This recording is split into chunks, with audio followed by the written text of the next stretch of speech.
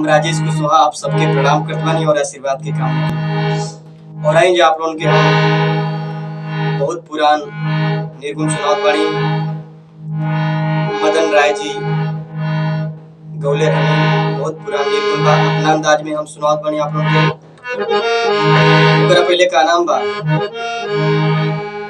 कि जीवन जारत बदियावा बुतैबे करी, आज दुनिया में आइल बाबू जैबे करी। कि जीवन जारत बदियावा बुतैबे करी, आज दुनिया में आइल बाबू जैबे करी। जाए वाला के केहू ना रोक सकी, एक दिन मरघटे पे चितवा सजैबे करी। कि बैठले रोवेली गुजरिया हो,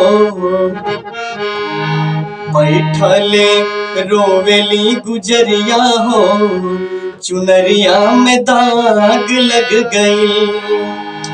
बैठले रोवेली गुजरिया हो, चुनरिया में दाग लग गई। कैसे जैबो पियवा के नगरिया हो, कैसे जैबो पियवा के नगरिया हो, चुनरिया में दाग लग गई। बैठले रोवेली गुजरिया हो, चुनरिया में दाग लग गई। और क्या नाम बा? आइल बगवना का हमरो सने सवा, जाए के बहमरा के पियवा के देसावा।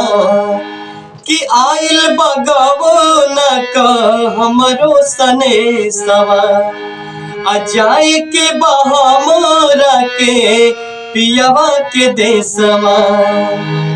काच बाड़ी हमारो मिरिया हो, काच बाड़ी हमारो उमिरिया हो, चुनरिया में दाग लग गई।